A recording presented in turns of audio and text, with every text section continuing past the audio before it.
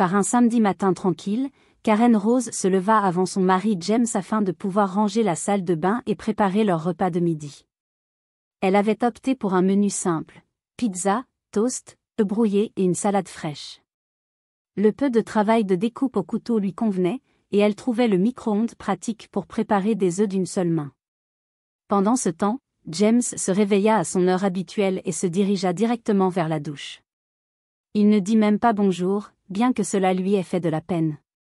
Karen décida de ne pas s'attarder sur chaque petit affront. Elle prit son téléphone pour appeler sa mère, comme promis.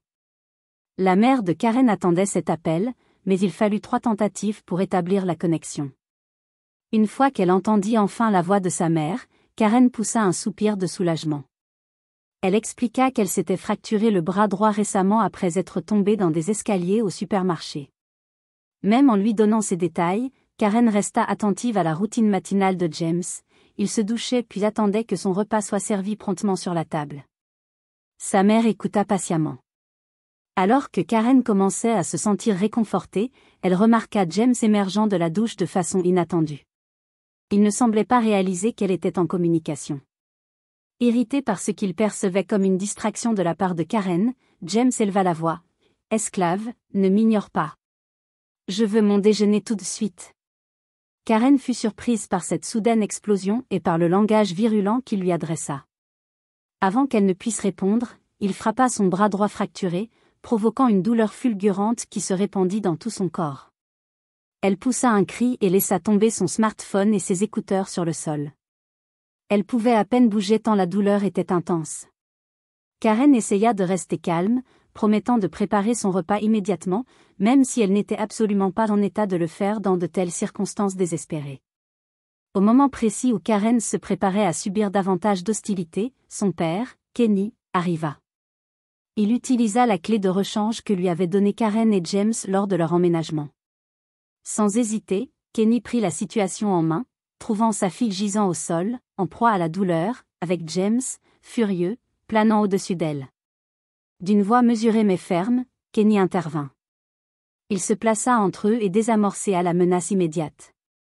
Surpris par cette intrusion, James cria que Karen l'avait piégé. Le père de Karen contesta et se mit en garde, empêchant James de frapper à nouveau. Un immense soulagement envahit Karen en réalisant qu'elle n'était plus seule face à cela. Karen avait épousé James il y a 4 ans. À l'époque, ils étaient collègues dans une entreprise réputée et n'avaient jamais travaillé étroitement ensemble, mais ils s'étaient liés d'amitié lors d'une réunion de bureau, quand James l'avait invité à prendre un verre de fin d'année. Ils échangèrent leurs coordonnées et, bientôt, leur relation s'épanouit.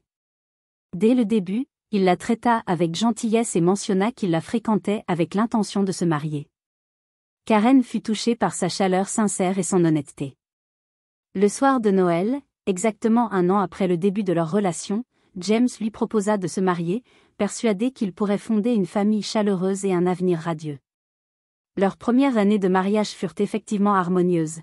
Ils sortaient en rendez-vous 1 fois par mois et partageaient le rêve d'avoir au moins 3 enfants. Après leur mariage, ils essayèrent de concevoir pendant 2 ans sans succès. Finalement, Karen et James en discutèrent et décidèrent d'avancer en tant que couple sans enfants. Cependant, dès ce moment, un changement s'opéra progressivement chez James. Il n'était plus l'homme tendre dont se souvenait Karen. Elle sentit son attitude devenir de plus en plus distante et insensible. Petit à petit, il cessa de manifester le moindre intérêt ou préoccupation pour elle, ce qui la troubla profondément. Karen remarqua que leur sortie avait complètement cessé et, en prenant conscience de la détérioration de leur relation, elle tenta d'aborder le problème en demandant à discuter. Elle confronta James avec douceur, lui disant qu'ils étaient partenaires et qu'ils devaient communiquer. Sa réponse fut un simple « non », coupant toute possibilité de dialogue. Leur conversation s'acheva en moins de 5 minutes, laissant Karen sous le choc. Pendant les 6 mois qui suivirent, elle marchait sur des œufs, espérant qu'ils s'adoucissent, mais son comportement ne fit qu'empirer. Réalisant qu'elle ne pouvait pas gérer cela seule, Karen se rendit chez ses parents pour demander conseil, et ses parents l'écoutèrent avec inquiétude.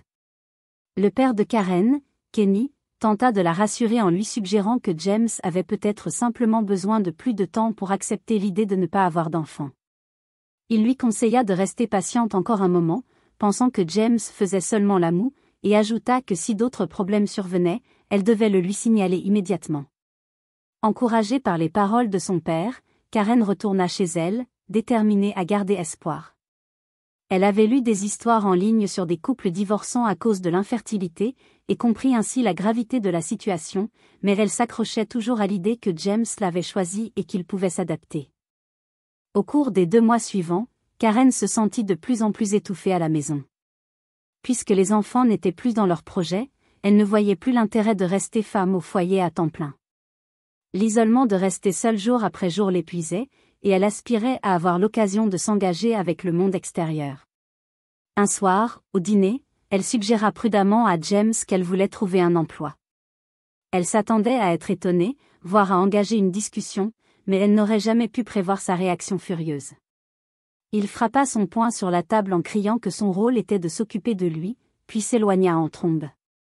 Ce soir-là, Karen resta assise, stupéfaite, à la table à manger, bien après que James se fût retiré dans sa chambre. Elle se sentit effrayée, n'ayant jamais été témoin d'une telle colère de sa part. Déconcertée et pleine de remords, elle frappa à la porte verrouillée de sa chambre pour tenter de s'excuser. Elle expliqua qu'elle ne voulait pas le dénigrer ni minimiser son rôle dans le foyer, et qu'elle souhaitait seulement travailler pour s'épanouir personnellement. Il n'y eut aucune réponse à l'intérieur. Finalement, elle abandonna et se retira dans sa propre chambre pour dormir, espérant que le lendemain offrirait une chance de discuter plus calmement. Le lendemain matin, James suivit sa routine habituelle pour se préparer au travail. Cependant, alors qu'il prenait normalement un copieux petit-déjeuner avec Karen, il refusa de toucher à la nourriture qu'elle avait préparée. Karen devina qu'il ne voulait pas la voir et prévoyait probablement d'acheter son petit-déjeuner dans un magasin de proximité. Se sentant mal à l'aise, elle se contenta de prendre son repas seule. Incertaine de comment réparer les dégâts de la veille, elle nettoya et passa le reste de la journée à accomplir des tâches ménagères tout en répétant mentalement des approches pour parler à James, espérant qu'au dîner il serait plus disposé à l'écouter. Ce soir-là, James rentra à l'heure habituelle. Karen essaya de le saluer chaleureusement, mais il l'ignora en silence. Il prit sa douche puis s'installa à la table à manger. Rassurée qu'il était resté pour dîner, Karen commença timidement à évoquer la veille, mais avant qu'elle ne puisse achever ses propos, James fracassa son poing sur la table, faisant trembler les assiettes. « Arrête de parler d'hier » siffla-t-il, laissant son repas inachevé, et se retira dans sa chambre. Par la suite, Karen resta dans la cuisine silencieuse, réalisant combien la communication entre eux s'était effacée. Ce n'était plus le mariage qu'elle avait imaginé. Au fil du temps, James recommença à prendre son petit déjeuner à la maison, mais il ne laissait aucune place à la conversation. Karen apprit à avancer avec précaution, sentant que toute tentative de discuter de son désir de travailler déclencherait sa colère. Les jours s'écoulèrent sans qu'ils n'échangent plus que quelques mots. Karen avait l'impression qu'ils étaient devenus de simples colocataires, et non des partenaires. Elle n'avait aucune voix dans les décisions, craignant que ses opinions n'attisent encore plus de violence. Isolée, elle essaya néanmoins de maintenir une ambiance calme, espérant qu'un jour la patience ou la gentillesse parviendrait à faire fondre sa froideur, mais chaque jour, son indifférence silencieuse la laissait de plus en plus seule et désespérée. Un après-midi, alors qu'elle montait les escaliers du supermarché, Karen perdit pied et tomba. L'impact fut sévère et elle se protégea avec son bras droit, une douleur fulgurante irradia de son épaule et de son poignet, mais elle parvint à se lever et à terminer ses courses. De retour chez elle, son bras ne cessait de pulser. Inquiète, elle se rendit à l'hôpital où les radiographies confirmèrent une fracture, son bras était complètement cassé. Le médecin estima une période de récupération de 3 mois, l'avertissant que s'il exerçait trop de sollicitations, l'os ne guérirait pas correctement. Malgré le conseil du médecin de se reposer, Karen avait encore toute la maison à gérer. Après être sortie de l'hôpital, Karen retourna à ses tâches habituelles, nettoyer la salle de bain, préparer le dîner et attendre James. Elle redoutait sa réaction si elle demandait de l'aide, mais, avec une angoisse grandissante et un inconfort insupportable, elle décida que cela était nécessaire. Ce soir-là, lorsque James rentra, elle l'informa discrètement de son bras droit. Il jeta un bref coup d'œil à son bras bandé, mais ne montra aucune empathie lorsqu'elle lui demanda poliment de l'aider avec les tâches ménagères jusqu'à sa guérison. James se contenta de pousser un soupir en disant d'une voix aigre. « Tu t'es cassé le bras toi-même, prends tes responsabilités », puis il s'enfuit en trombe, laissant Karen seule et découragée. Le lendemain, Karen se leva plus tôt que d'habitude pour compenser le fait que son bras cassé la ralentissait. Elle prépara le costume de James, concocta un petit déjeuner simple et fit de son mieux pour ne pas provoquer sa colère. Celui-ci suivit sa routine prévisible, douche matinale, repas rapide et départ précipité pour le travail, sans prononcer un mot. Karen se retrouva alors avec la tâche redoutable de nettoyer et de cuisiner alors que sa main dominante était inutilisable. Malgré tout, elle se força à continuer, se rappelant comment, autrefois, James avait été un homme attentionné, prêt à l'aider sans hésiter, et se demanda où était passé cet homme. La cuisine représentait le plus grand défi. Karen devait couper les ingrédients avec sa main gauche, ce qui était maladroit et lent. Elle se souvint qu'il y a seulement un mois, alors qu'elle se sentait légèrement souffrante, elle avait préparé un dîner plus léger, et James avait réagi avec une colère furieuse, la réprimandant pour avoir servi ce qu'il qualifiait de « nourriture paresseuse ». Ces accès de colère imprévisibles lui faisaient craindre de ne servir que des repas complets. Maintenant, avec une fracture qui devait prendre des mois à guérir, Karen savait qu'elle devrait gérer cela avec une extrême précaution. Pour se motiver, elle se disait qu'elle finirait peut-être par devenir ambidextre, mais chaque jour s'avérait plus éprouvant. Une semaine après son accident, Karen se retrouva au bord des larmes. Peu importe ses efforts pour compenser sa blessure, James ne cessait de critiquer ou de se moquer de ses efforts. Il se plaignait que les légumes étaient mal coupés et manquaient de saveur, l'accusant de profiter de son bras cassé pour bâcler son travail.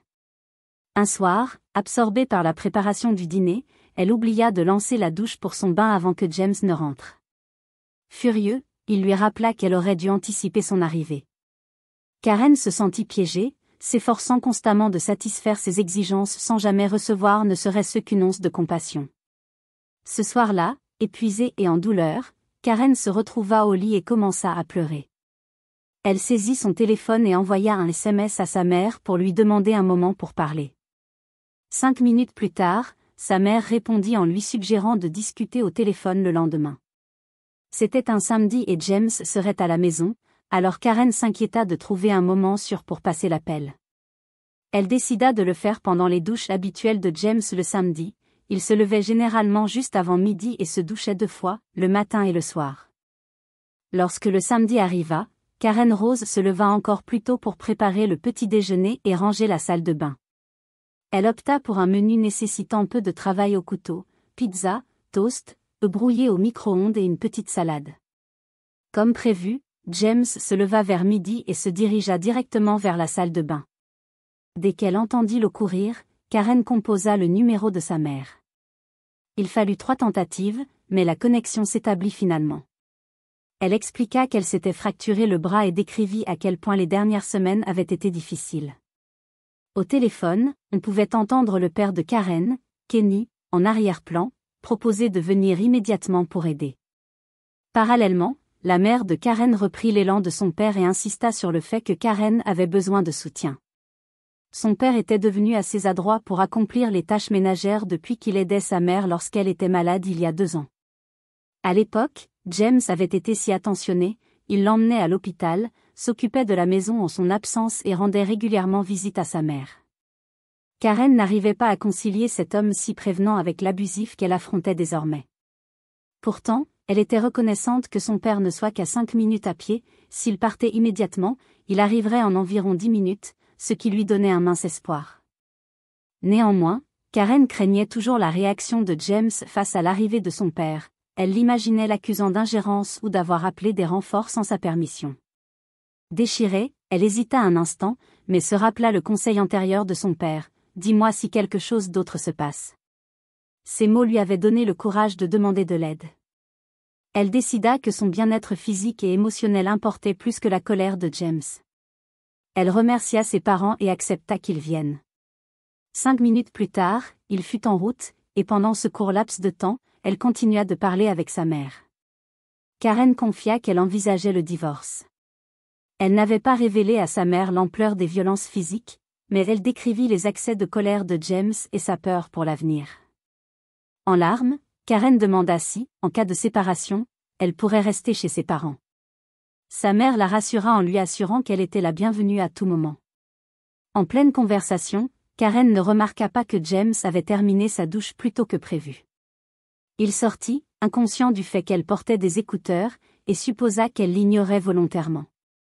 Furieux, il s'écria « Eh, esclave, ne m'ignore pas », puis il frappa son bras fracturé. L'impact fut écrasant, le téléphone de Karen et ses écouteurs s'écrasèrent sur le sol. Elle poussa un cri en tentant de protéger son bras blessé tout en retenant ses larmes. James exigea immédiatement le petit déjeuner, comme s'il était insensible à sa douleur. Karen avait appris à ses dépens que résister était inutile, tant sa force physique éclipsait la sienne, mais elle implora malgré tout « S'il te plaît, ne fais pas ça, j'aurai bientôt le petit déjeuner prêt. » La douleur la paralysait presque. À cet instant, la porte d'entrée s'ouvrit, le père de Karen fit irruption, ayant utilisé la clé de rechange. Sa présence soudaine fit hésiter James, interrompant momentanément sa violence.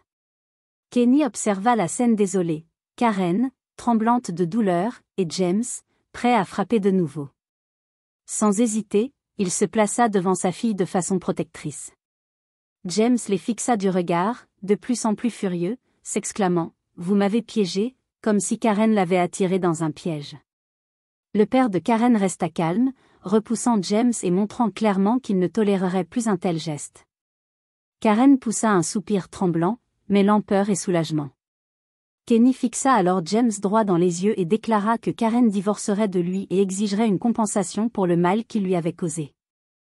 James, en bredouillant, tenta de passer outre, mais fut forcé de reculer face à l'attitude inébranlable de l'homme plus âgé. Le père de Karen enveloppa son épaule d'un bras protecteur et la guida hors de la maison. Karen sentit tout son corps trembler, mais reconnut en même temps que c'était sa chance de se libérer. Dehors, l'air frais caressa son visage, et pour la première fois depuis des mois, elle se sentit en sécurité, se permettant d'envisager un avenir sans James. De retour chez ses parents, Karen trouva sa mère l'attendant à la porte, les bras ouverts. Dès qu'elle vit le visage ruisselant de larmes de Karen et son bras blessé, elle la serra dans une étreinte chaleureuse. Karen s'effondra en sanglots, répétant à voix basse combien elle avait eu peur. Sa mère n'offrit que le réconfort silencieux, caressant doucement son dos, tandis que son père s'excusait de ne pas avoir perçu la gravité de la situation plus tôt, rappelant qu'il lui avait conseillé de patienter lorsqu'elle avait d'abord demandé conseil. Karen le rassura en lui expliquant que ses paroles l'avaient aidé, ne serait-ce qu'à tendre la main au moment crucial. Les parents de Karen l'invitèrent à entrer, insistant pour qu'elle se repose pendant qu'il s'occupait de tout. Ce soir-là, elle éprouva un rare sentiment de soulagement. Son père prépara le dîner, une compétence qu'il avait apprise au fil des dernières années pendant que sa mère l'écoutait attentivement, compatissante, recueillant chaque détail. Karen se rendit compte à quel point elle était chanceuse d'avoir une famille si soutenante. Elle prit un long bain, laissant la chaleur dissiper la tension de la journée, puis rejoignit ses parents pour le souper. Dans leur présence réconfortante, elle sentit un brin de bonheur et la force de planifier les prochaines étapes de sa vie. Le lendemain, Karen et ses parents entamèrent les démarches de divorce. Son père se porta garant en tant que témoin des violences physiques de James, et sa mère témoigna des abus verbaux qu'elle avait entendus au téléphone. Munie de ces preuves, Karen se sentit plus assurée dans sa décision. Elle engagea un avocat compatissant et déterminé à protéger ses droits. Les souvenirs de la gentillesse passée de James rendaient le processus juridique émotionnellement douloureux, mais à chaque fois qu'elle repensait à sa récente cruauté, elle savait qu'il était essentiel de le quitter. Les parents de Karen restèrent à ses côtés, lui offrant du réconfort à chaque étape. Lors des séances de médiation, James fut confronté à ses actes, face aux témoignages et aux preuves téléphoniques, il n'eut d'autre choix que de céder au divorce. Il accepta de verser une pension alimentaire en compensation de la souffrance de Karen et de renoncer à leur maison. De plus, il promit de ne plus la contacter sous aucune forme. Karen assista aux séances de médiation avec son père, jamais seule, et ressentit une détermination tranquille à chaque fois qu'elle entrait dans la salle de réunion. De son côté, James apparut sombre, incapable de maintenir la façade du mari attentionné qu'il avait jadis exhibé au grand jour. Par la suite, Karen retourna brièvement dans leur ancienne maison avec son père pour rassembler ses affaires personnelles. Conformément aux accords, James ne fut pas présent. Ils emballèrent ses vêtements, des objets sentimentaux et tout ce qu'elle avait apporté dans le mariage. Une semaine plus tard, Karen apprit que James avait également quitté la maison, des voisins le virent partir avec quelques cartons à la main. En l'imaginant s'éloigner sans l'ombre d'un soupçon d'arrogance ou de fierté, elle ressentit une vague de soulagement. Elle n'aurait plus à vivre sous son contrôle oppressif et pouvait désormais recommencer à reconstruire sa vie en paix, entourée d'amour. La nouvelle du divorce se répandit parmi ses anciens collègues. Certains prirent contact avec Karen pour lui offrir leur soutien, tandis que d'autres furent choqués par les actions de James, incapable de concilier l'image de l'homme bienveillant qu'il connaissait avec celle de l'abuseur qu'il était devenu. Il semblait que sa réputation, autrefois irréprochable dans l'entreprise, avait été entachée, bien qu'il ait conservé son emploi. Karen sentit que ses collègues le regardaient désormais différemment. Elle éprouva un mélange de tristesse pour l'homme qui avait jadis été attentionné envers elle et de soulagement d'être libérée de sa cruauté. Malgré la douleur persistante, elle accueillit ce nouveau départ. Une semaine s'écoula sans aucun contact direct de la part de James, puis Karen reçut un appel surprenant des parents de James. Ils s'excusèrent et demandèrent à parler en privé avec elle. Bien qu'elle fût anxieuse à l'idée de les rencontrer, elle reconnut leur désir sincère de s'excuser. Elle organisa leur visite chez ses parents, où elle se sentait en sécurité. Son père et sa mère acceptèrent d'être présents lors du rendez-vous fixé. Les parents de James arrivèrent, la tête basse, dans un geste de remords. Karen nota qu'ils formaient un couple poli et attentionné, des qualités qu'elle avait toujours admirées, se rappelant comment ils l'avaient jadis accueillie chaleureusement, la traitant comme leur fille. Le père de Karen les invita à entrer, conduisant tout le monde dans le salon. Poliment, les parents de James expliquèrent les événements des 2 dernières semaines. Leur fils était revenu chez eux de manière inattendue, portant des sacs, et refusait d'expliquer. Sous la pression, il finit par admettre à contre-séur la vérité sur son comportement viol. Outragés, ils lui firent comprendre qu'il n'était plus le bienvenu, consternés qu'il ait blessé sa propre épouse, quelqu'un qu'ils en étaient venus à aimer. Les parents de James assurèrent à Karen qu'ils comptaient le surveiller étroitement pour s'assurer qu'il remplirait intégralement son obligation de verser la pension alimentaire. Désormais, il vivait seul dans un petit appartement. En entendant ce récit, Karen se sentit à la fois soulagée et attristée. Elle apprécia que les parents de James aient compris la gravité de ses actes et n'aient pas cherché à les excuser. Ils semblaient eux aussi profondément blessés par la trahison de leurs valeurs, et avec des visages graves, ils insistèrent pour payer les frais médicaux de Karen en guise de geste d'expiation. Karen hésita d'abord, ne voulant pas leur imposer de fardeau, mais ils furent catégoriques, finalement, elle accepta. Avant de partir, la mère de James s'excusa à nouveau, les yeux embués de larmes. « Je suis vraiment désolée », répéta-t-elle. Karen offrit une accolade réconfortante, se rappelant la gentillesse qu'elle avait autrefois éprouvée de leur part. Se tenant sur le seuil, Karen dit au revoir aux parents de James en les regardant s'éloigner, leur souhaitant silencieusement la paix, consciente que leur cœur devait être meurtri par la prise de conscience des méfaits de leur fils. Une fois qu'ils furent partis, Karen se tourna vers ses propres parents, se sentant épuisée mais étrangement allégée. Elle était convaincue que les parents de James tiendraient leurs promesses, après tout, ce sont des personnes honnêtes qui ont toujours valorisé l'intégrité. Dans les jours qui suivirent, l'argent promis apparut sur le compte de Karen pour couvrir ses frais médicaux, rappelant avec émotion qu'elle était enfin libre de se réparer tant physiquement qu'émotionnellement. De retour dans la maison de son enfance, Karen trouva refuge dans le rythme de la vie avec ses parents. Son père prit en charge la majorité des tâches ménagères, l'encourageant à se reposer afin de donner à son bras cassé toutes les chances de guérir pleinement. Au fil des semaines, Karen suivit des séances de physiothérapie, déterminée à retrouver toute sa mobilité. À mesure qu'elle reprenait des forces, elle sentit également un poids émotionnel se dissiper, la peur constante de la colère de James s'était envolée, et elle pouvait se réveiller sans craindre de faire quelque erreur. Chaque jour apportait une petite avancée vers sa guérison. En repensant à son mariage, Karen réalisa combien celui-ci était devenu malsain. Avec le recul, leur relation n'avait jamais été véritablement équilibrée. Dès que James commença à la traiter comme une servante plutôt que comme une partenaire, elle vit son comportement se détériorer.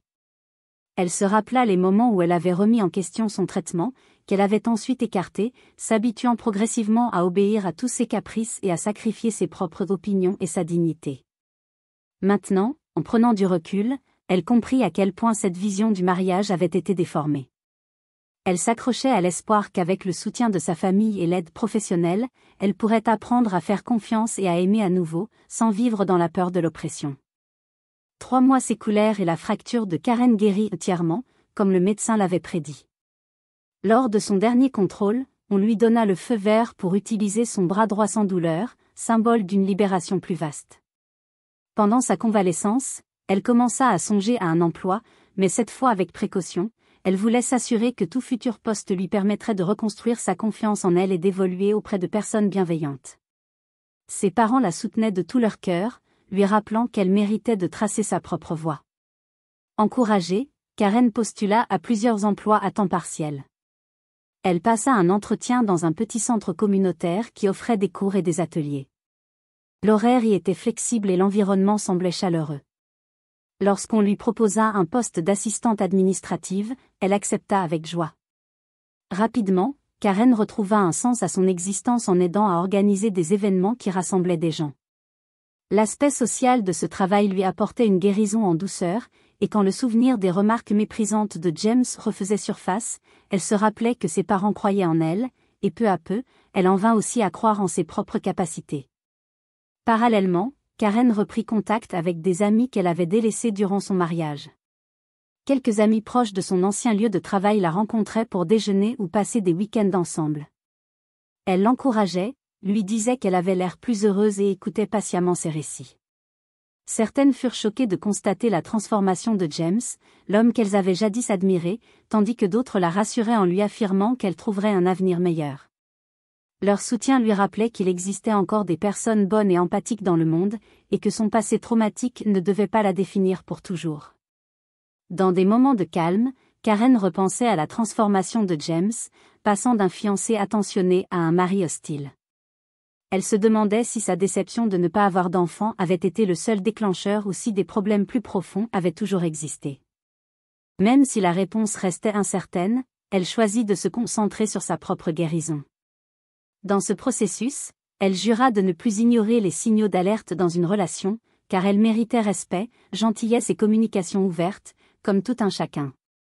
La voix de son père résonnait encore en elle, « Dis-moi si quelque chose d'autre se passe. » Ces mots lui avaient donné le courage de demander de l'aide.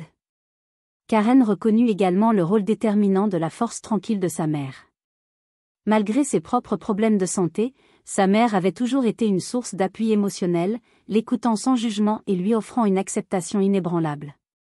Au début de son mariage, la gentillesse de James semblait refléter celle que sa mère aurait pu lui témoigner, douceur, patience et sollicitude.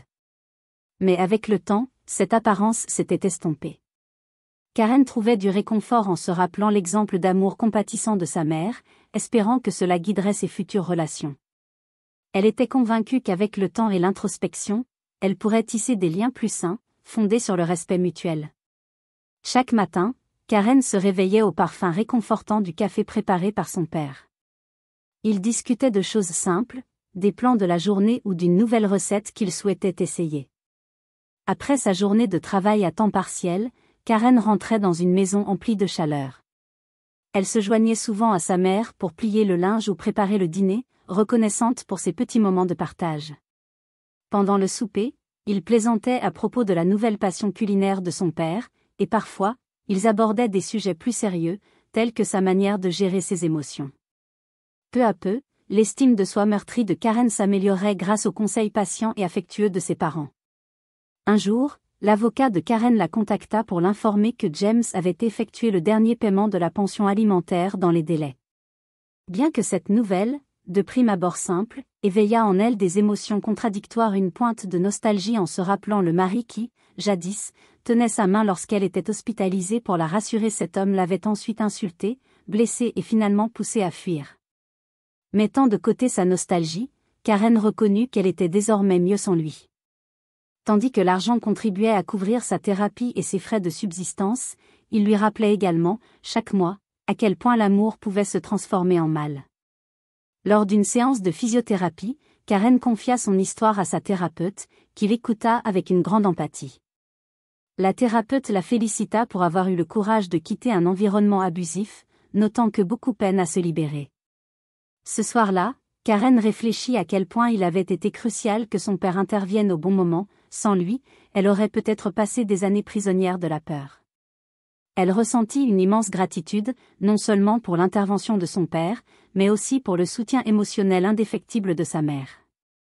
Finalement, Karen comprit qu'elle n'avait pas à affronter ses difficultés seule, elle avait un véritable ancrage. Ses journées au centre communautaire devinrent plus lumineuses alors qu'elle trouvait un réel épanouissement en aidant des personnes âgées lors d'ateliers récréatifs et en organisant des événements pour les enfants pendant les vacances scolaires.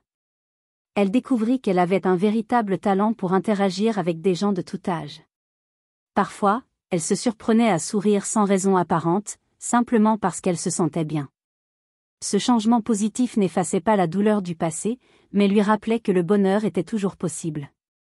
Elle envisagea même de suivre quelques cours pour améliorer ses compétences administratives, afin de poser une base solide pour son avenir. Chaque petit pas renforçait sa confiance en elle et ses perspectives d'avenir. Par moments, des pensées de James s'immisçaient, des flashs de ses mots durs, le souvenir de son regard méprisant, la douleur physique, et une pointe de culpabilité surgissait, se demandant comment elle avait pu choisir quelqu'un qui finirait par la maltraiter. Mais Karen combattait ses pensées en se rappelant que les gens pouvaient changer, et parfois pas pour le mieux. Elle avait fait de son mieux à l'époque, croyant en ses promesses et en sa sincérité, et maintenant, elle était plus avisée, mieux à l'écoute des signaux d'alerte, ne considérant plus son mariage comme un échec personnel, mais comme une leçon sur l'affirmation de sa valeur et de ses limites. Par la suite, les parents de Karen l'encouragèrent également à explorer des opportunités sociales au-delà de son cercle immédiat. Ils la rassurèrent qu'elle n'était pas obligée de se précipiter dans une nouvelle relation amoureuse, tout en lui conseillant de ne pas s'isoler. Karen apprécia cette sollicitude, même si elle restait hésitante à l'idée de fréquenter à nouveau, estimant que la guérison après un traumatisme nécessitait du temps pour être émotionnellement prête. Néanmoins, elle accepta d'assister à une petite réunion organisée par une amie, où elle rencontra de nouvelles personnes. Bien qu'elle fût prudente, elle se surprit à apprécier la conversation légère sur des sujets tels que les loisirs, les événements locaux et d'autres thèmes sans lien avec son passé. Un soir, la mère de Karen lui suggéra doucement que, lorsqu'elle se sentirait complètement guérie, elle pourrait envisager de prendre son propre appartement. Cette idée la rendit légèrement anxieuse, elle appréciait la présence réconfortante de ses parents, mais elle reconnaissait aussi qu'il était temps de gagner en indépendance, d'avoir un espace qui lui appartiendrait, libéré des souvenirs douloureux. Après plusieurs discussions, son père proposa qu'elle reste chez eux jusqu'à ce qu'elle se sente à la fois physiquement et mentalement prête, sans pression ni échéance, avec la promesse qu'il la soutiendrait pleinement lorsqu'elle voudrait prendre son envol. Karen trouva force et réconfort dans cette promesse. Parallèlement, elle reçut des messages de quelques anciens collègues de James, curieux d'en savoir plus sur le divorce. Certains exprimèrent leur stupéfaction que sa cruauté ait pu être dissimulée si longtemps, tandis que d'autres s'excusèrent de n'avoir pas su déceler les signes de sa détresse. Elle répondit poliment, en gardant ses distances, convaincue qu'il était préférable de laisser le passé derrière soi sans nourrir de rancune. Finalement, elle considérait qu'il suffisait d'avoir partagé sa vérité avec ceux qui comptaient le plus, sa famille, ses amis et la justice. Au fil du temps, il devint évident que ses blessures émotionnelles se refermaient peu à peu. Elle s'inscrivit à un cours à temps partiel sur la planification d'événements, y voyant une opportunité de progresser au centre communautaire. Plongée dans les discussions et les travaux, elle se réjouissait d'apprendre de nouvelles compétences. Son instructeur, une personne chaleureuse et accessible, la félicita pour ses efforts, contrastant vivement avec les critiques dont elle avait été la cible sous la férule de James. Chaque mot d'encouragement agissait comme un baume réparateur pour sa confiance. En dehors des cours, elle savourait les petits plaisirs, une promenade tranquille, un bon livre, une conversation amicale. Parallèlement, la vie chez ses parents demeurait paisible, ils la traitaient non pas comme une victime blessée, mais comme leur enfant adulte en pleine réorientation, et les interactions quotidiennes étaient réconfortantes plutôt qu'oppressives. La santé de sa mère s'était également beaucoup améliorée par rapport aux années précédentes, et son père gérait avec aisance les diverses tâches. Un dimanche après-midi, alors que Karen rangeait sa vieille chambre, elle tomba sur un album photo.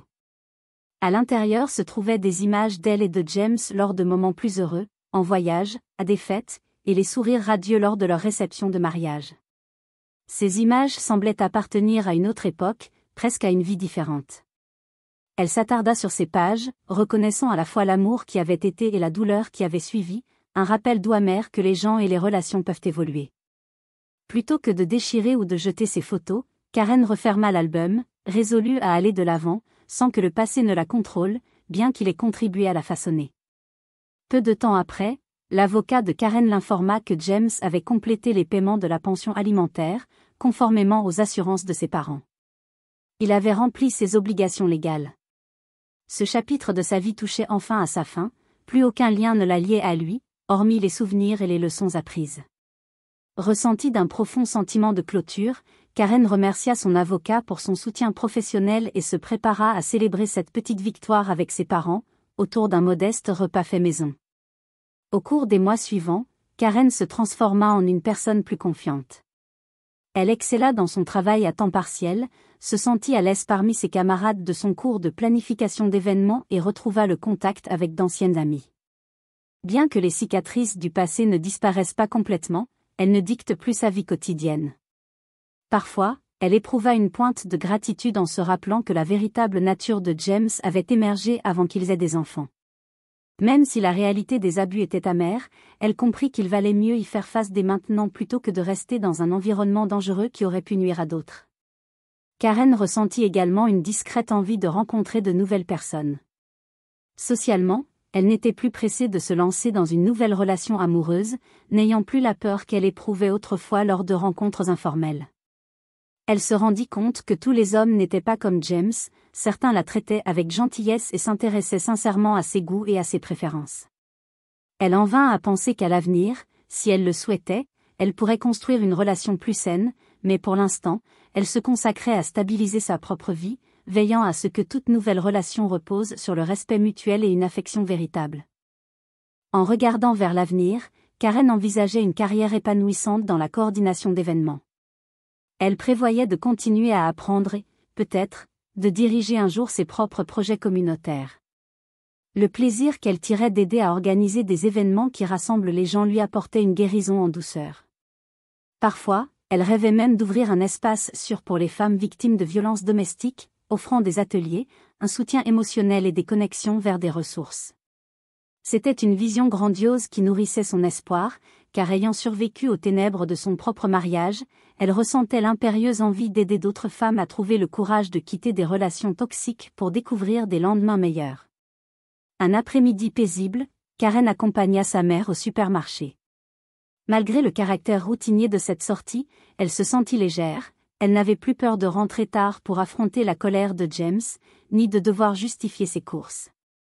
Sa mère se permit de la taquiner sur le choix de produits colorés, et Karen rit, réalisant à quel point elle avait évolué par rapport à la femme anxieuse qu'elle était autrefois. Pendant ce temps, son père était occupé à expérimenter une nouvelle recette à la maison, et, profitant de ce moment de calme, Karen ressentit une immense gratitude en constatant que sa vie était désormais sûre, pleine d'espoir et ouverte à l'avenir.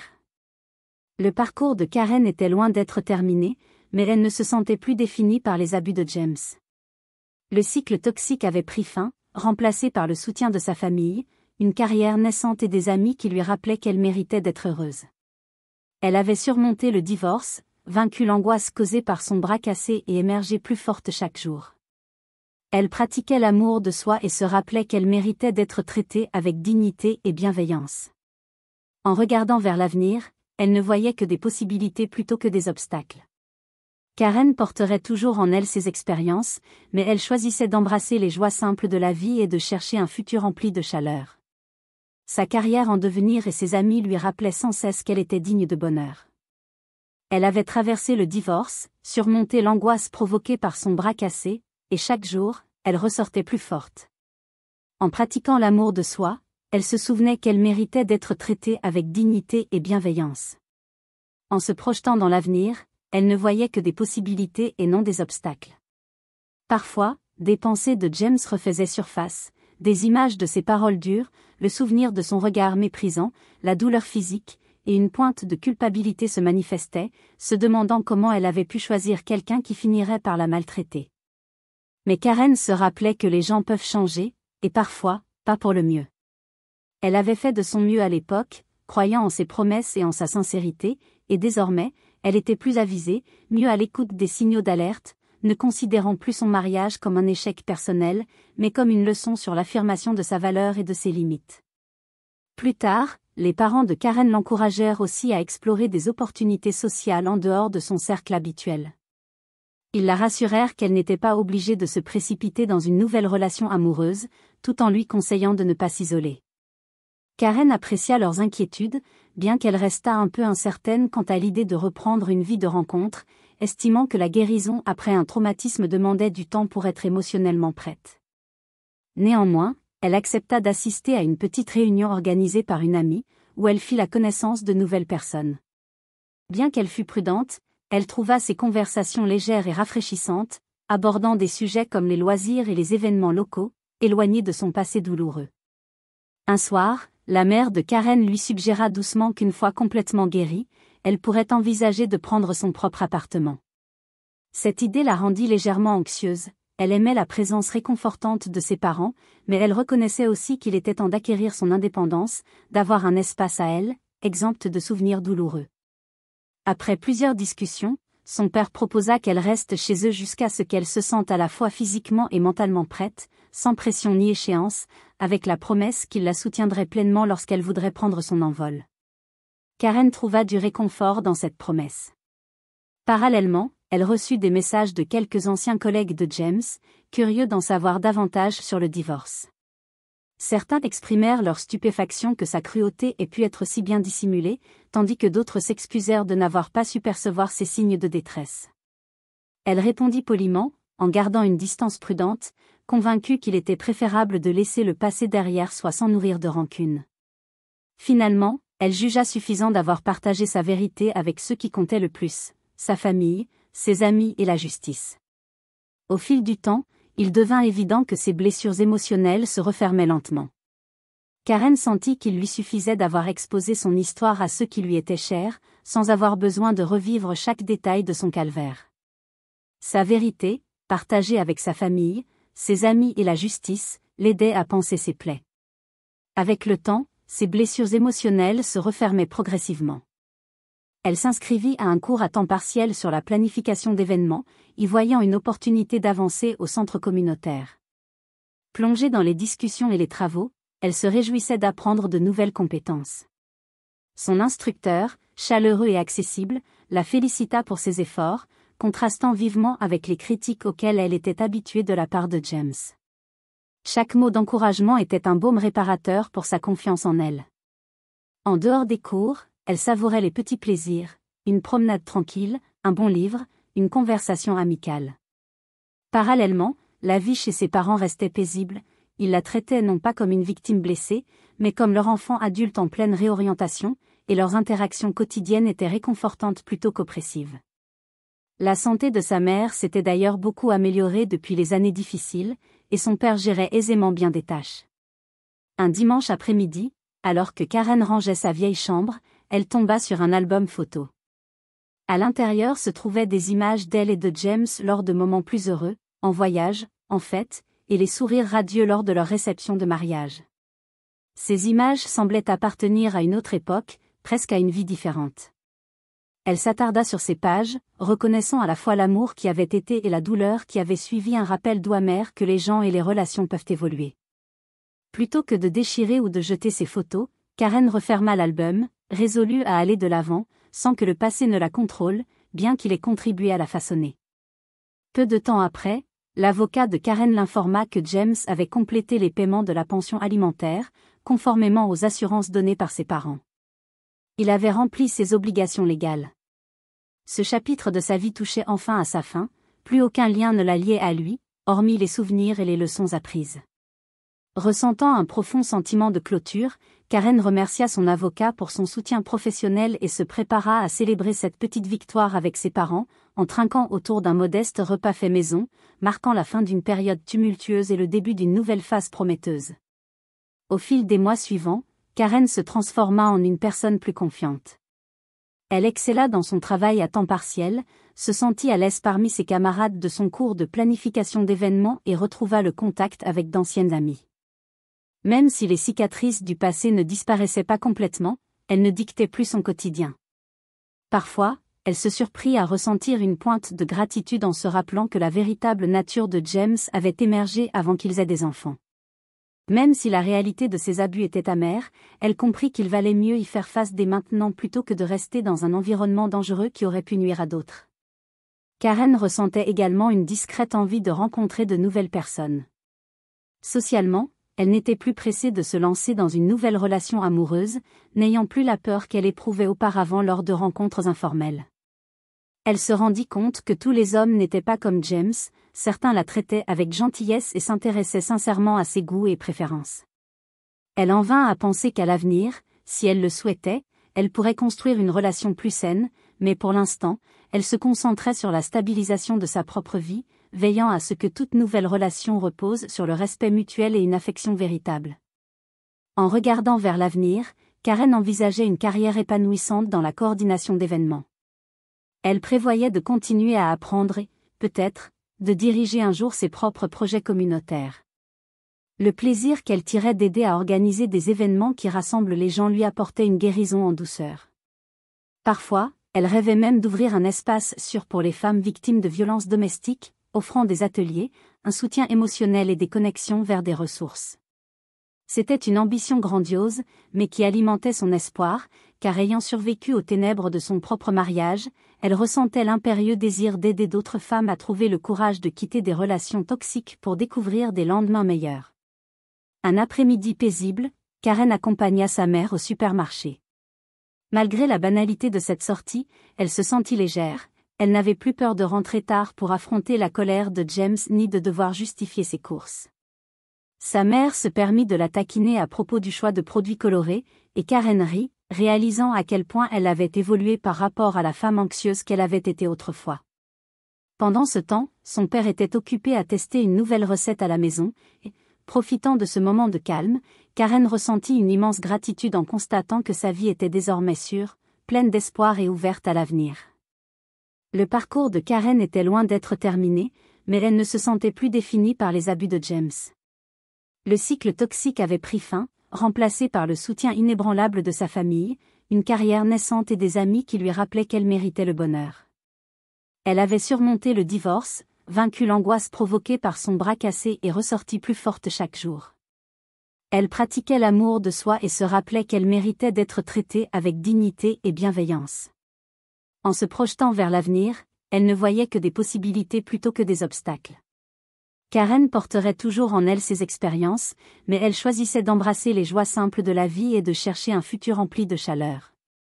Sa carrière en devenir et ses amis lui rappelaient sans cesse qu'elle était digne de bonheur.